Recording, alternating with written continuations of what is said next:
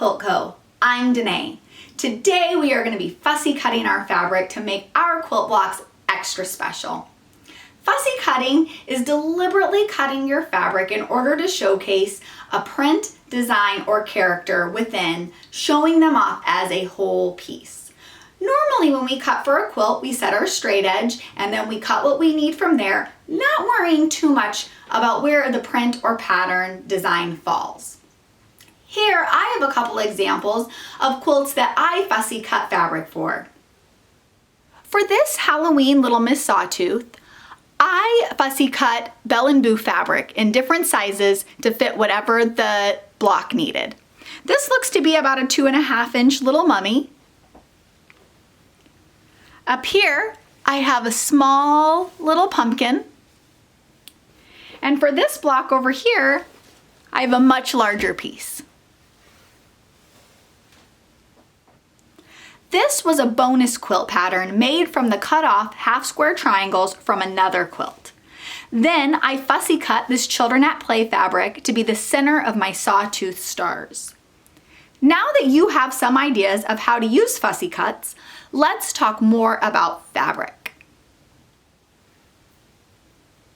There are so many different types of fabric that look great when they're fussy cut, and character fabric is one of my favorites. This is Belle and Boo Halloween. Lola Dutch is another great fun character that would be so fun to fussy cut. And Pixie Noel has to be my all-time favorite character print to cut because how adorable are these cute little guys. Characters aren't the only thing that can be beautiful when fussy cut for your quilt. These bees would be adorable. These frogs and lily pads.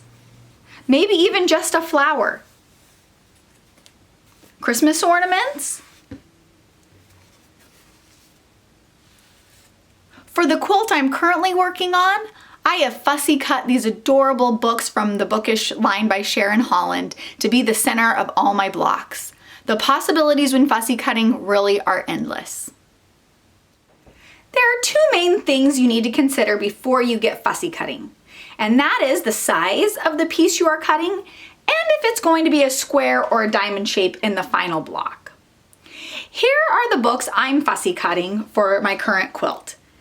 They are cut as a diamond because the quilt is set on point instead of in traditional rows. So in order for my books to be upright, I needed to cut them at a diamond.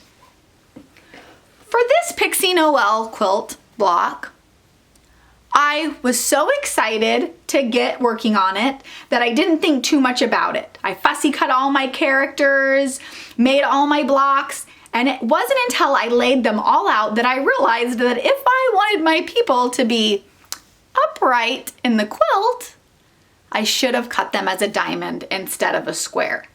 In true Danae fashion, I was so annoyed I just put all the blocks away and I'm just now pulling them out to finish them almost 3 years later.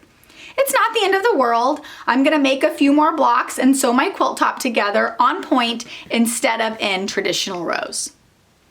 One other thing to note is that you are gonna need quite a bit more fabric than what your pattern's calling for if you're planning to fussy cut. Because as you can see here, a lot of the fabric doesn't get used. To fussy cut, you'll need your fabric of choice, a ruler, preferably the size you're fussy cutting, a rotary blade, and if you're working with fat quarters or smaller, a rotating mat would be helpful, but definitely not required. Today, I am using my scraps from the Riley Blake collection from Neverland, and I am gonna cut my pieces 2.5-inch square. Using the exact size ruler allows me to see exactly what will be a part of the block and what will get cut off. Always pay careful attention to the 1/4-inch seam, understanding you're gonna lose a 1/4 inch inside on all 4 sides.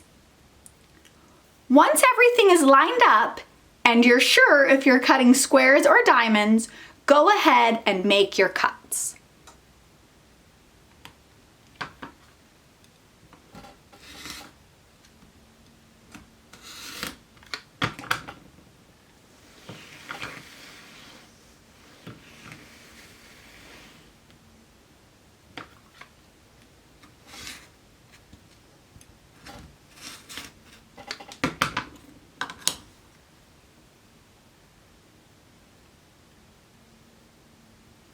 Let's do another one.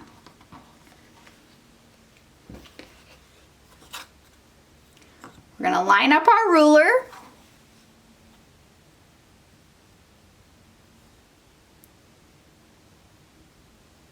Get everything perfect.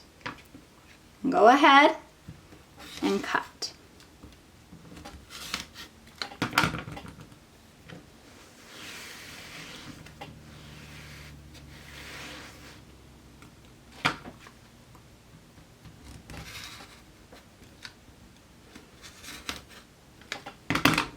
The key is to go slow and take your time and be as accurate as possible. How cute and fun are these?